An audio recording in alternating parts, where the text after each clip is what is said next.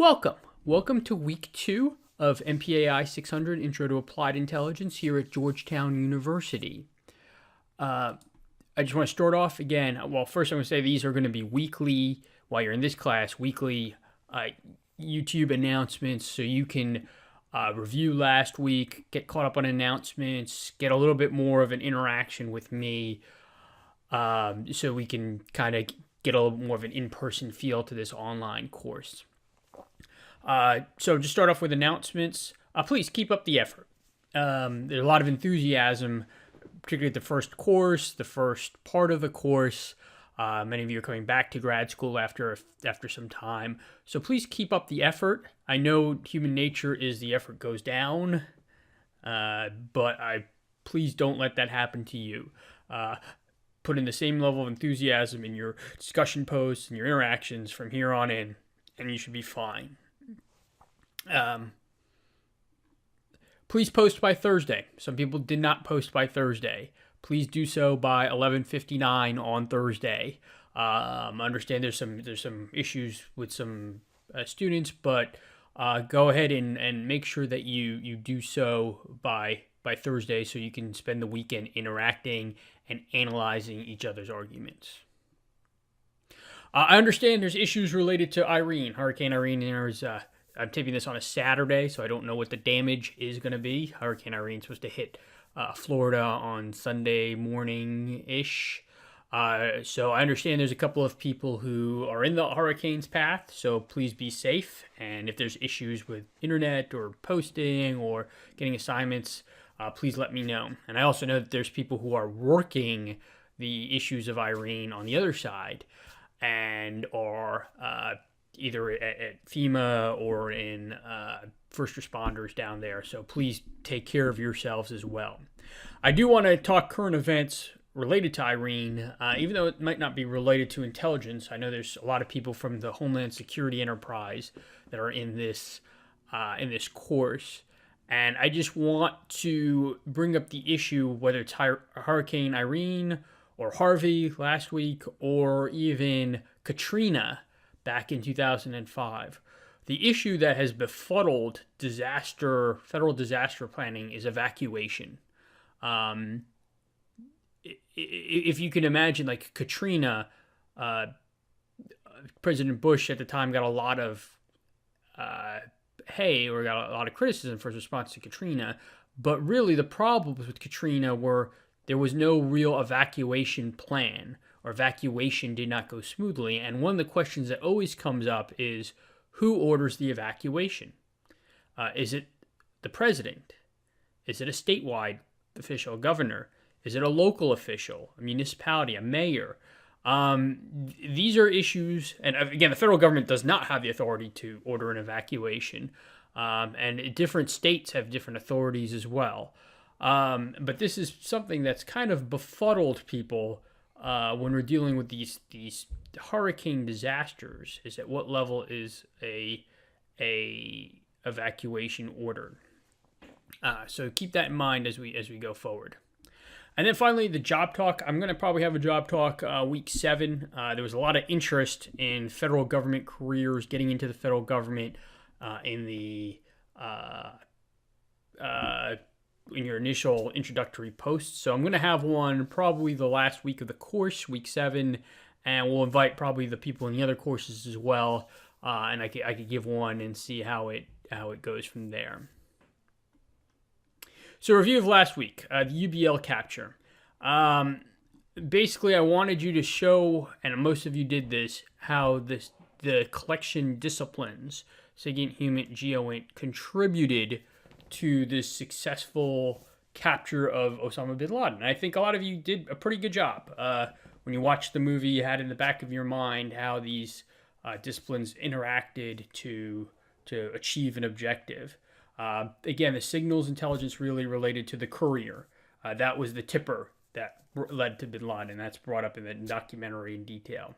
The HUMINT, the initial interrogations that were brought up of Ghoul and I can't remember his name off the top of my head now, but of several of UBL's associates when they were in Guantanamo, also yielded some important information results. And then the GEOINT, I think the pattern of life analyzing the pattern of life for overhead imagery was key. Again, you could even see in the video, they knew four wives, and they used geo to try and identify the 4 different families within the compound. Trying to determine, they called him the pacer because he was going back and forth, and that was achieved through geointelligence or imagery intelligence.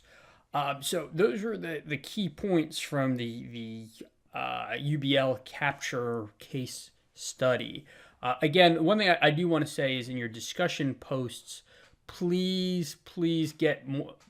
I'll mention this in the comments when I grade your discussion posts, but please be specific. Don't just give me a willy-nilly, we all work together. UBL capture shows how important it is that everyone works together in the federal government. Yeah, got it. That's a cliche. We all know we need to all work together. But what I want you to do is, whether it's this case study or when we talk about the 9/11 case study, the Iraq WMD case study, get down to the brass knuckles. Don't just say, when we're talking about 9/11 and you're analyzing the 9/11 intel failures, oh, we need to work together, or we need to cooperate, or we need to connect the dots. All right, got it. Those are all cliches we've heard many times. I want you to get down to another layer and explain to me, okay, what were the specific failures? Who did not talk to each other, and how do we fix that? Is that a issue of personnel? Is it an issue of organization? Is it an issue of lack of empathy? Please get down as specific as possible when we're diagnosing these case studies. And then the intelligence cycle. I think the video brought some of it, the UBL video, but I think when we talk about the intelligence cycle, and I brought it up in one of my lectures,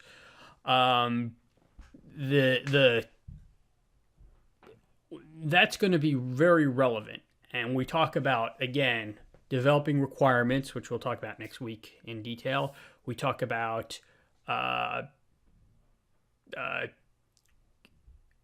doing a collection analysis, how to collect information, how to do analysis, when we analyze the information after it's collected, and how it's communicated to policymakers, military leaders, and whether they do certain actions to actually achieve an effect. That's going to be a very important thing when we look at, again, the 2 case studies in week 3, when we look at the Iraq WMD, 9/11 case studies.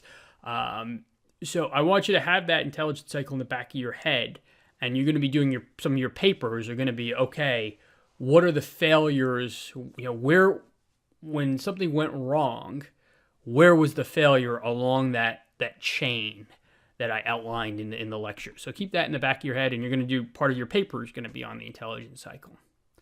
So that wraps up week 1. Again, a good intro week. I hope you picked up a lot in week 1, particularly if you were unfamiliar with intelligence and the intelligence process. If there's any issues, again, please let me know.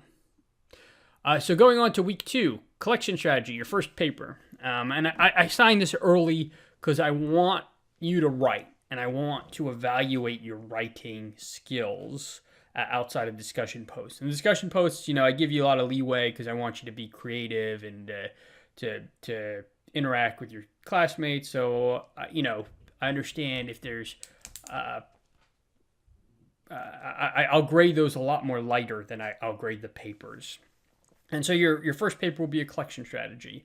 In this paper, and again, I'm going to go into it in the lecture videos, but it's kind of simple. You're going to develop requirements, which will be discussed in week 2, apply the intelligence disciplines, and analyze the pitfalls in the collection cycle. So that's basically what you're going to do for a collection strategy. You're going to be creative. So pick a topic in your discipline, whether it's strategic intelligence, homeland security, criminal intelligence, or business intelligence. Pick a topic and analyze it from the intelligence perspective. So again, if you can do North Korea, what if we want to do something against North Korea, because that's in the current events now, what are the requirements that we have to ask? How can the collection disciplines be used to collect on those requirements, and where are the pitfalls going to be in the entire chain. Again, I'm not going to be, I don't want to say I'm going to loosely grade this, but I'm going to give you a lot of leeway, like I do in the discussion posts, to be creative, to come up with your own ideas. There's no correct answers on any of these, because we're looking at it from such a myriad point of view. But again, all our law enforcement or national security problems, whether it's North Korea, whether it's Russia's cyber operations, whether it's MS-13 gangs in Fairfax County, or those types of issues, you could just, again, be creative, think what someone would want to find out, and how you can apply collection disciplines to try and answer that question. So again, be creative. Do something that you might be working on in your day jobs, and go from there. So that will be your assignment. Again, 1,000 words.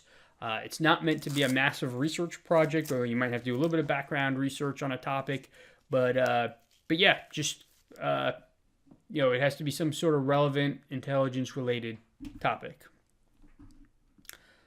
So readings, Lowenthal, Chapter 6, and I purposely kept the readings light this week because I know you want to work on your paper. So Lowenthal, Chapter 6. So do the paper, do the requirements section, and then do the readings. And so the two readings are the Lowenthal and the Intelligence Tradecraft Primer. So that's a great, that goes into all the biases an intelligence personnel might face. Not just intelligence personnel, but anyone who works with incomplete data, whether it's a business analyst, whether it's a prosecutor, a lawyer, a criminal, or a detective, any job where you're working with incomplete information, you have to fill in the blanks. That would be a good tradecraft primer for that. The documentary, excellent documentary called PBS Frontline: The Confessions.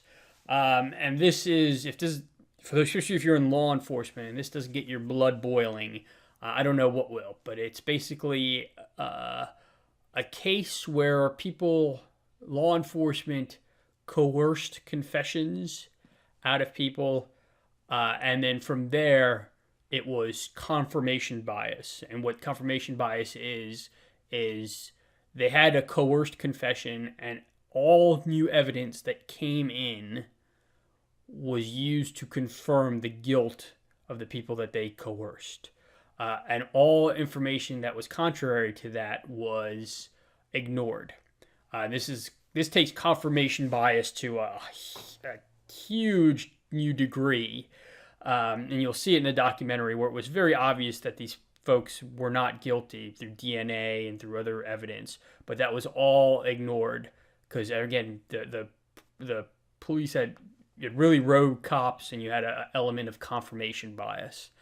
And before you say it's rogue cops, just rogue cops that were involved in this, I would call it a travesty.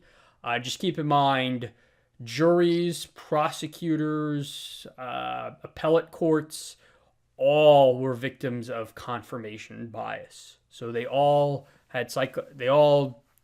failed to interpret evidence in a seemingly obvious way. So keep that in mind. Again, great documentary to watch. So again, that wraps up week 1 and previews week 2. If there's questions on the papers, please let me know. And again, I look forward to your discussion posts.